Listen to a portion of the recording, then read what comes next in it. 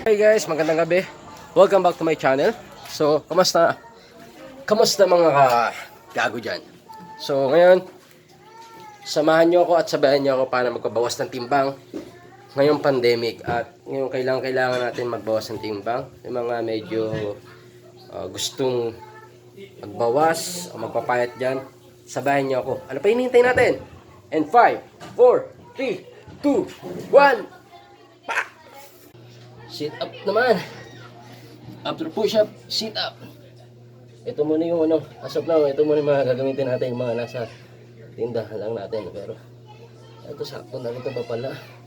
Ayun ang Kaya kung wala kayong mga gamit sa bahay or wala kayong pang workout, o kung gusto nyo magpalaki ng abs sa katawan, just, lang, gamitin nyo kung ano meron kayo. Kasi nandiyan naman na lahat ng kailangan nyo eh. Diba? Ang kailangan nyo lang disiplina sa sarili. Tsaka kung gusto nyo magpabawas ng timbang, ganito, gayahin nyo lang. Like this. Ayos siya, lagayan lang siya ng bigas. Then, si babaw yan, may bigas. Tapos, pinatungan ko pa ng mas mabigat para hindi man lang umusod yung pag ako nag-workout. So, game. Eh, medyo masakit yan. Nalagyan ko ng kumot. Ayan. Op.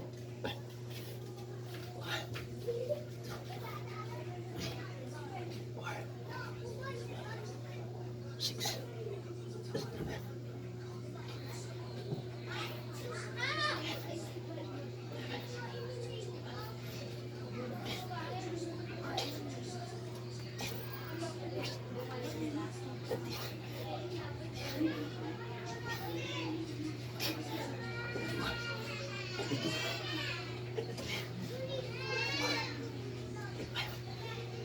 Yes, yes,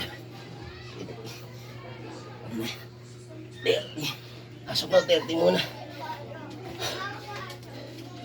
Pero before, napag sit up naman ako ng mga siguro, pero hindi, 30 mahigit. Kaya ngayon, may nakapagod. Pero okay yun, di ba? Kuya, sa mga kayo, mga katimbahay dyan,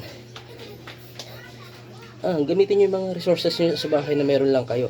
Hindi nyo kailangan ng ibang gamit para madisiplina yung sarili ng katawan. Ano lang guys, thank you. Pusok naman tayo guys.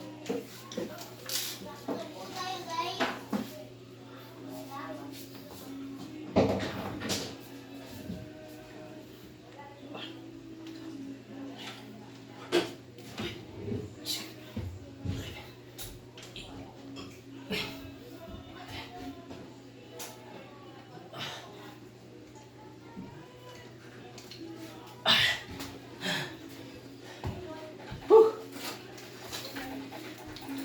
15 lang muna guys. Nakapagod. Kaya nga mga katimbay, kung gusto niyo mag-exercise na hindi na lumabas ng bahay, humanap kayo ng mga resources o kaya kung ano lang pwede nyo gawin habang nasa loob kayo ng bahay.